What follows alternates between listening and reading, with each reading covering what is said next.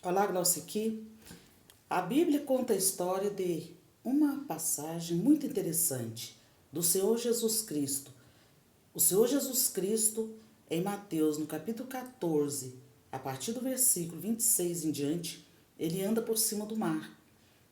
Ele anda por cima do mar, mas antes ele estava aquém do mar, pregando a palavra do Senhor com os discípulos e uma grande multidão ouvindo. E o Senhor Jesus mandou que os discípulos atravessassem para o outro lado da banda do mar, muito bem, da margem, do mar. E os discípulos entraram no barco e foram, esperando que o Senhor Jesus fosse logo atrás. E o Senhor Jesus continuou despachando as pessoas, pregando a palavra do reino. E já era de madrugada quando o Senhor Jesus não aparecia. Mas antes eu quero abrir um parênteses aqui para dizer para você que o Senhor Jesus ele não atrasa, ele chega no momento certo, na hora exata. Nós que achamos que muitas vezes vamos perecer, vamos sucumbir devido às dificuldades, devido aos problemas, devido às lutas, ou às vezes nós clamamos e o Senhor fica em silêncio. Na verdade, o Senhor está sempre atento, aleluia, às nossas aflições, às nossas dificuldades. E quando eles estavam já bem no alto mar, veio então uma tempestade, veio uma ventania e o barco começou a balançar e quase ia a pique, quase que eles estavam achando que o barco ia naufragar, porque o barco balançava tanto que quase realmente afundava. E o Senhor Jesus Cristo veio. E eles então ficaram com medo, porque já era passado da meia-noite. E eles cuidaram que era um fantasma. Eles ficaram com medo e começaram a gritar. E o Pedro, mais corajoso, então, perguntou se era o Senhor Jesus. E o Senhor Jesus disse: Sou eu, Pedro, não temais. Então Pedro disse: Senhor, se és tu, manda que eu vá ter contigo. Aí houve um vacilo de Pedro, sabe por quê? Porque o Senhor Jesus Cristo já tinha dado a palavra.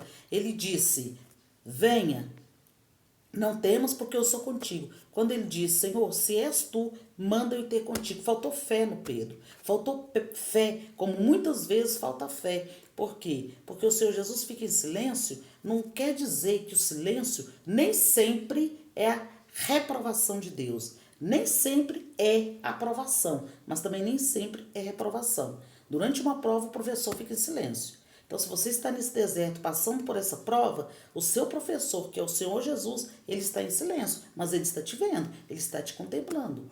Ele está vendo a sua aflição, ele está vendo a sua luta. E naquele momento que Pedro, então, ele colocou o Senhor Jesus Cristo em xeque, né? Ele disse: Senhor, se és tu, manda eu ir ter contigo. E o Senhor Jesus disse: venha. E ele foi. Só que o Pedro, ao descer do barco, ele teve medo.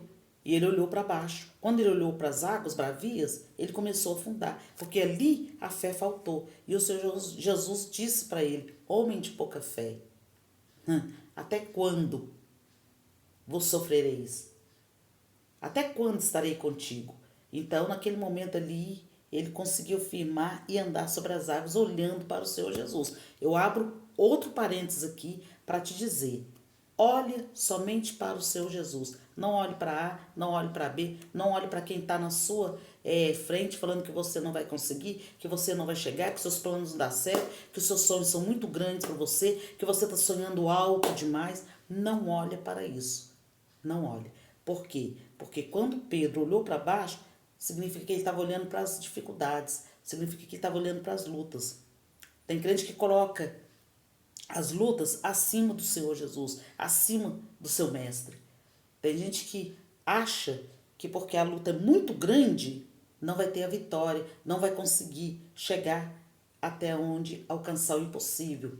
Mas o Senhor está te contemplando. O vacilo de Pedro foi ele dizer: Senhor, se for o Senhor, manda eu ir ter contigo. Porque o Senhor Jesus já tinha dado a última palavra. Então, se o Senhor já te deu a última palavra, creia, toma posse dessa palavra. E volto a repetir, e volto a enfatizar: o Senhor Jesus não tem pressa. Deus não tem pressa.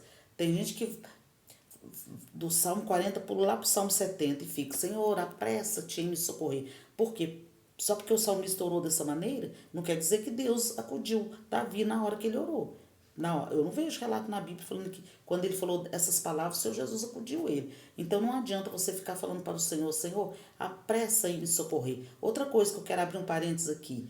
Tem hora que nós temos que descer do barco. Isso significa que nós temos que sair da nossa zona de conforto. Sair da zona de conforto para a oração, para o joelho. Aleluia. O salmista Davi disse lá em Salmo 56, Senhor, porventura as minhas orações não estão escritas no teu odre. Aleluia. Então, nós temos que ter uma reserva de oração. Por quê? Essa reserva de oração é que vai nos acudir na hora da adversidade, na hora da dificuldade que você não puder orar. Essa reserva de oração está lá no odre do teu Deus. Aleluia. E no momento oportuno, Ele te socorre, Ele te acode. Amém? Creia somente e olhe para o alto e não olhe para baixo. O Senhor Jesus Cristo. Aleluia.